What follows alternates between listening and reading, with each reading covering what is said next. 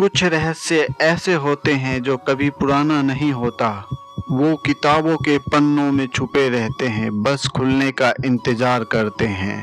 ये कहानी है अर्जुन मल्होत्रा की, एक इतिहासकार और रहस्य सुलझाने वाला।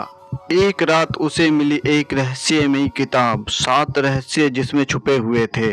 वो किताब खुद ब खुद खुल गई और पहला सवाल सामने आया।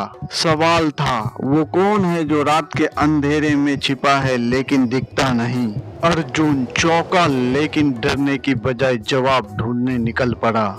किताब के पन्नों ने उसे भेजा एक अनजानी गांव की ओर। गांव का नाम था भूतों की वादी। उस जगह का नाम मानचित्र पर भी नहीं था, यानी मैप पे नहीं था। गांव वाले कहते हैं वहां रात को चीखें सुनाई देती है। इस गांव की मंदिर में एक अजीब सी शैतानी मूर्ति रखी हुई थी।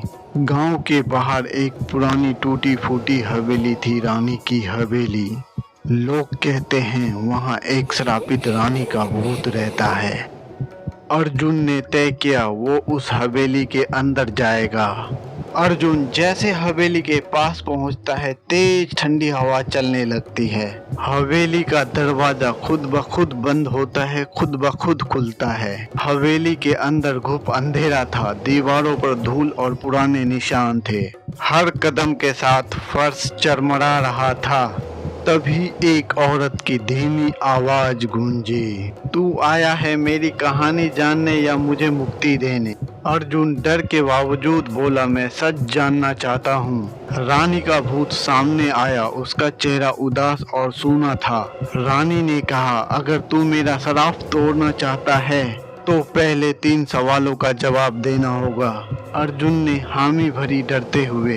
रानी बोली, सुनिए पहला सवाल। मैं सांस लेती हूँ लेकिन जिंदा नहीं हूँ। मैं पानी में रहता हूँ पर मछली नहीं हूँ। मैं क्या हूँ ये बताओ। अर्जुन ने ठंडी सांसें ली और सोच में पड़ गया।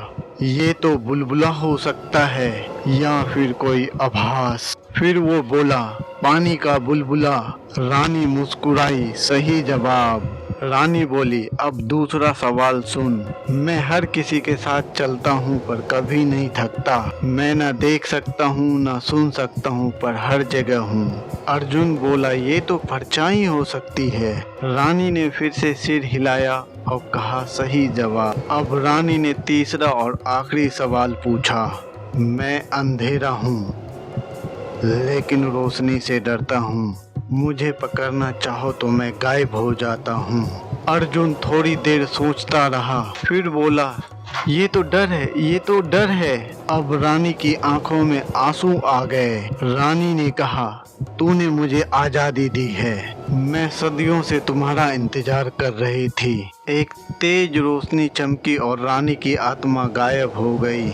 मगर अर्जुन के हाथों में अब एक लॉकेट था। अर्जुन ने लॉकेट को खोला तो अंदर एक अजीब सा चिन्ह दिखा। उसी पल किताब का दूसरा पन्ना अपने आप खुल गया।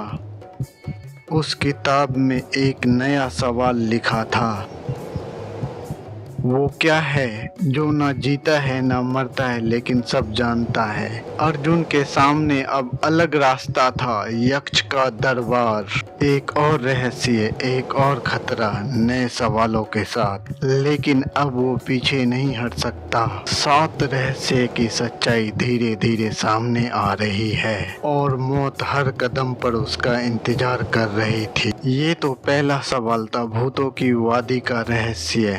लेकिन अगला हिस्सा और भी डरावना है। मिलते हैं दूसरे एपिसोड में, यक्ष का दरबार, जहां अर्जुन देगा अपनी बुद्धि की सबसे कठिन परीक्षा और हम जानेंगे क्या वो जिंदा लौट पाएगा।